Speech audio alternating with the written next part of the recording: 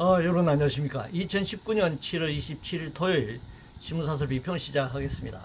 먼저 임단협 관련된 사설입니다. 한국경신문은 해마다 임단협 문제점 보여주는 차업계 노조 리스크라는 제목으로 노사간의 단체 교섭이 매년 이루어지고 있는 것에 대한 비효율성과 문제점을 지적하고 있습니다.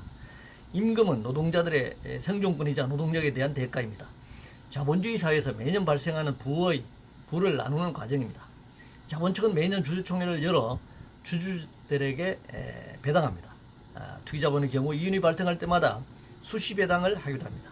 그런데 노동자는 2년이나 3년에 한 번씩 임금 협상을 하라는 건가요? 북한 미사일 발사와 관련해서 조선일보는 김 대남 경고라는데 문은 침묵하고 군은 위협 아니다라면서 비판하고 있네요. 동아일보는 남 당국자 이상한 짓, 더 오만해진 김정은, 더 고도화된 이스라엘이라는 제목의 사설을 통해서 남북 정권을 비판하고 있습니다. 남한에서 한미연합훈련을 할 때마다 북한이 보인 반응입니다. 남한은 정권에 따라 반응을 달리하고 있죠. 이번 북한의 미사일 발사에 대해 미국 트럼프는 언짢지 않다라고 말했습니다. 당연히 대화를 염두에 둔 발언이죠.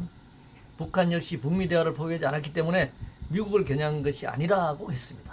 남한이 이런 입장을 견제하는 것은 당연히 한미 동맹에 종속된 탓입니다.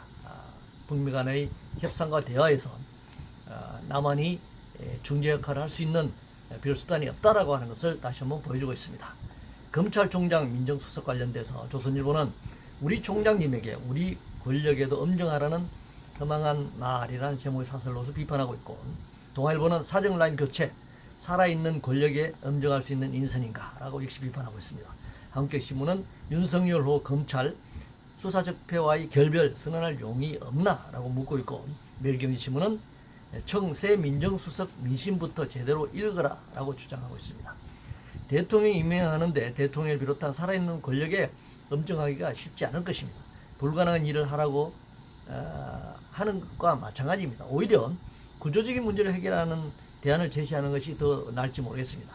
검찰총장, 대법원장, 감사원장 등을 직선으로 뽑도록 제도를 바꾸지 않으면 이 문제는 해결되기 어려울 것입니다. 임명권자를 거절하는, 거기에 반하는 그런 집행을 하기가 현실적으로 권력관계에서는 어렵기 때문입니다. 자사고 관련해서 조선일보는 위법과 부당의 피해 학교, 상상고 한 곳뿐만 아니다. 동아일보는 고교 체제 결정 이념 지역 따라 제각각인 교육감들은 손 떼라. 한국경신문은 경남 아파트 묻지마 거래 되살린 자사고 폐지 분양가 상한제.